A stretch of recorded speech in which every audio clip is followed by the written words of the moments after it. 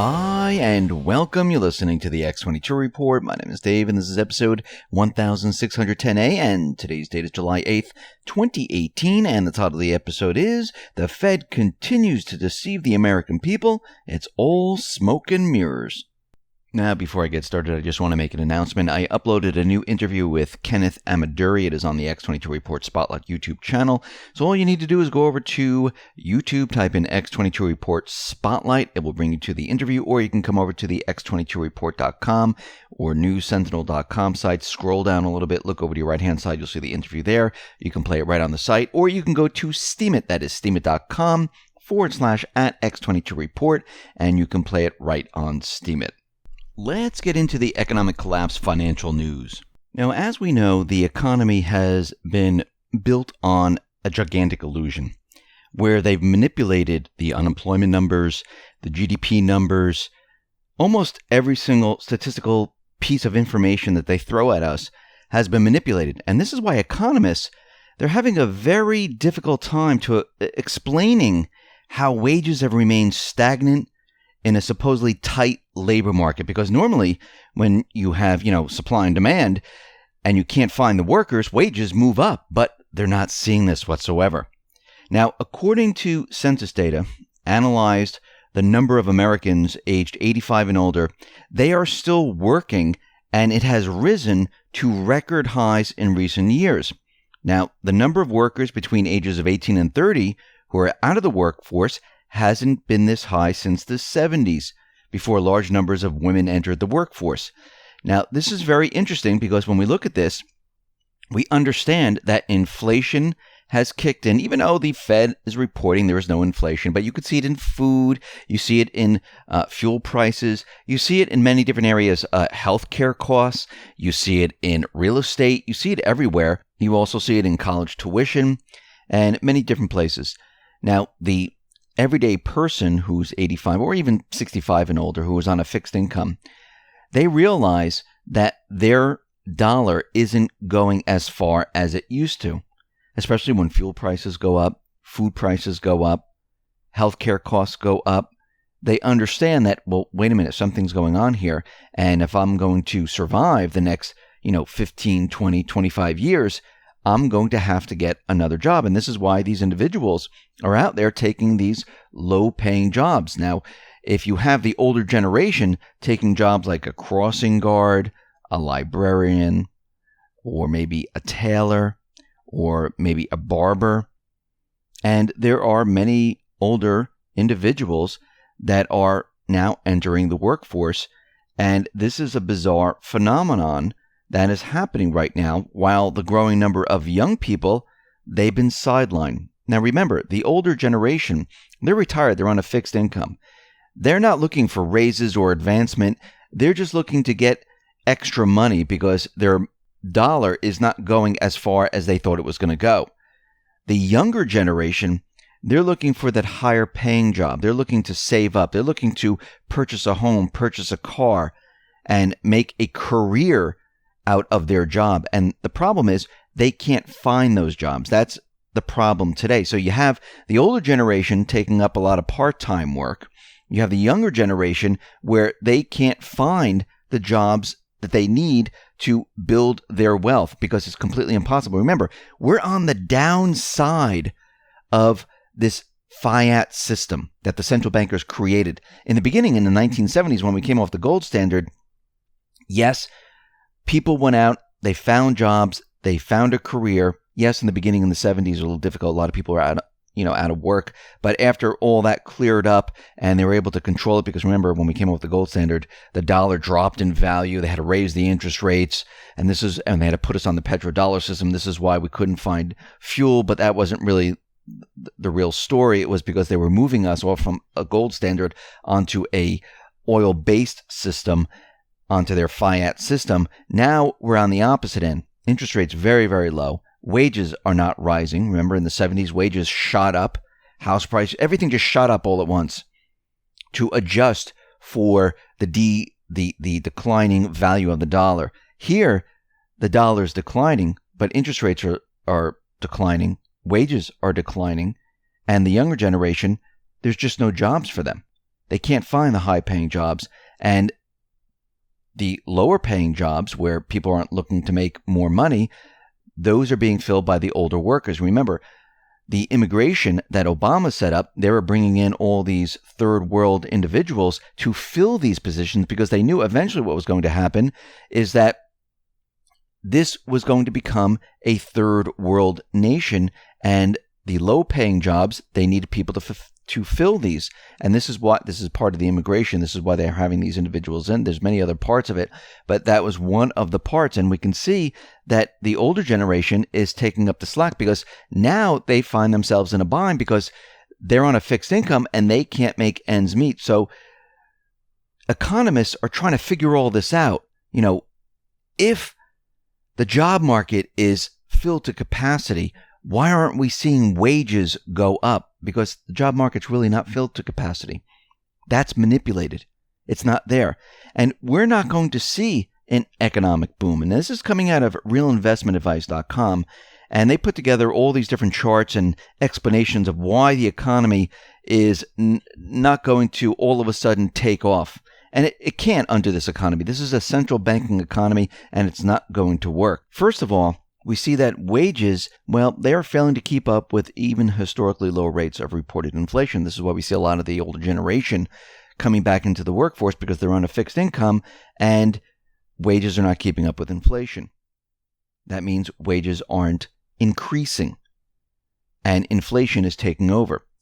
We see the illusion of prosperity. The illusion of economic growth has been fueled by ever-increasing levels of debt to support consumption, which means everyone is using credit cards and debt to live their lives. And if you back out the level of debt, you actually get a better picture of what is actually happening in the economy. When you look at it, if people didn't have debt, credit cards, taking loans out to purchase a car, people would not be able to survive. And if we look at the debt-free real GDP growth, we see since the 70s, it has been declining, not increasing. And when credit creation can no longer be sustained, the markets must begin to clear the excesses before the cycle can begin again. That clearing process is going to be very substantial, with the economy currently requiring roughly about $3.50 of debt to create $1 of economic growth. The reversion to a structurally manageable level of debt would involve a 25 trillion reduction of total credit market debt from the current levels. Now, again, we're in a central banking system. This 25 trillion reduction, it's not going to happen. We need to wipe this system out and start over. Let's continue. Borrowing from the future. Beginning in 1990, incomes alone were no longer able to meet the standard of living, so consumers turned to debt to fill the gap.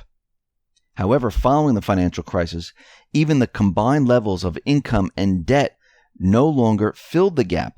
Currently, there is about almost 7,000 annual deficit that cannot be fulfilled. In the past, when Americans wanted to expand their consumption beyond the constraint of incomes, they turned to credit in order to leverage their consumptive purchasing power. Steadily declining interest rates and lax lending standards put excess credit in the hands of every American. Such is why during the 80s and 90s, as the ease of credit permeated its way through the system, the standard of living seemingly rose in America even while the economic growth slowed along with incomes. Today, what do we see? We see that people are having a very difficult time adding more debt to the amount of debt they already have. So their credit cards are maxed. They're not making any more money. They don't have money in the savings. And we're at this point where everything's coming to a screeching halt. The next generation, they're the ones who are really feeling this. Those people who are, 70, 80, 90 years old, they already went through the system and they started with the system from the very beginning. They're not really feeling it. What they're feeling is they're on a fixed income now, and the inflation where it's the dollar is losing value, they're feeling that aspect of this system which is dying.